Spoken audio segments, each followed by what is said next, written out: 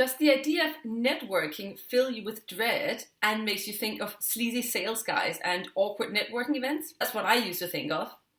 I'm Christine, your career coach, and now that I've learned just how useful and even fun networking can be, I want to help you explore how it can be especially helpful when you're looking to discover a new career. I actually found it super helpful to stop using the dreaded word networking and instead refer to it as having meaningful conversations with interesting people. That's essentially what it's all about. Reaching out to people who are doing cool stuff that you would like to know more about, while being curious, excited, and humble. And I'm going to tell you exactly what you have to do to get started, step by step. First, explore your connections. Start with the people closest to you, then your social media accounts, the people in your phone, and any sport groups you're a member of. Go with the warmest leads first. For example, people that know your partner well are more likely to say yes than people who know your acquaintance well. LinkedIn is great for searching either by job or by sector, and make sure that you search for people at a seniority level that makes sense, not too senior as they won't have the time, and not too junior as they won't be able to add as much value. If you use LinkedIn, make sure that your profile is up to date, as people will probably check you out before agreeing to talk to you. Be open-minded to where your search is going to lead you. I promise that you will be surprised about the things that you learn during these conversations, many of them really unexpected. Number 2, look out for similarities. Find out what similarities you have in common with the people you find. People feel an instant connection with someone else when they see something they share with you, whether it's a shared experience in the same industry or the same university background or maybe a shared language. If you start off your message by mentioning the commonality you found, you're much more likely to get a yes.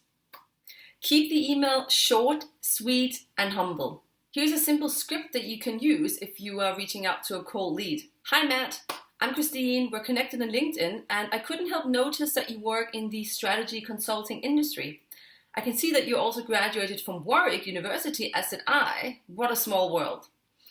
I'm currently doing a complete career rethink, and I'm really interested in learning more about what a career in strategy consulting looks like. I would be incredibly thankful if you could spare 10 minutes of your time on the phone so that I could ask you a few questions to find out more about what it's like to work in your industry. It would really mean a lot, and of course I'd be happy to help you in any way I can. Thank you in advance, and do let me know any time that would be convenient to you. That's it. Number 4, do your homework. Ahead of the call or meeting, do your homework. Spend at least 30 minutes checking out the company website and the person's LinkedIn profile. This also helps you avoid wasting your precious time when you're with that person by asking obvious questions that you could have easily found the answer to online. Ask insightful and open-ended questions. These are some ideas for questions you can ask during the conversation.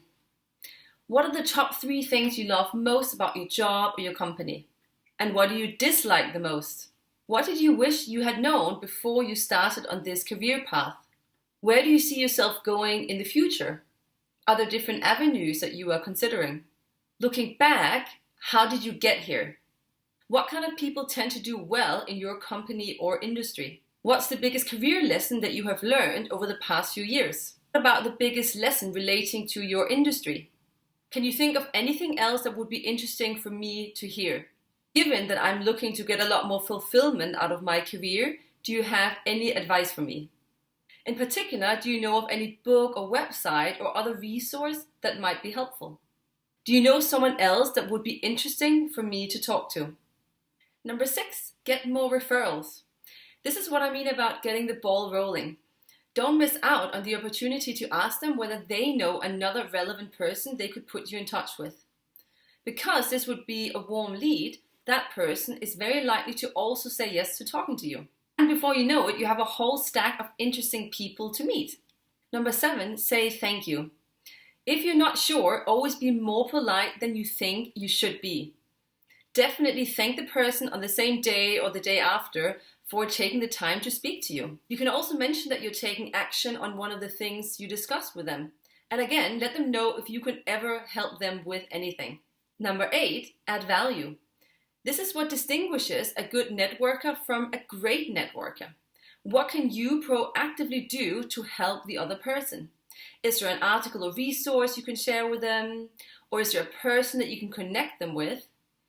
Make it a habit to set aside some time to think about how you can help those people who help you weeks or months later. Few people actually do this, and the ones that do will truly be remembered.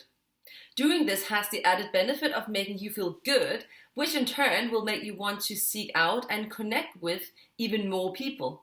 This goes back to what I mentioned in the beginning about networking essentially being about having meaningful conversations which help both parties involved. Number 9, close the loop. If you acted on the advice of one of the people you spoke to, tell them so in a short message, even if it's weeks later. This is going to make them feel good and more likely to help you and others in the future. Plus, it has the added benefit of reminding them of you.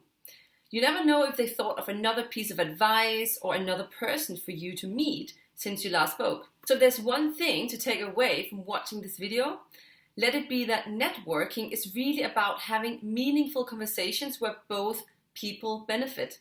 If you make sure that you're polite, curious about the other person, humble and grateful, and you avoid rambling or making the conversation all about yourself, you're good. Whatever you do, respect the person's time and don't go into sales mode or ask for a job.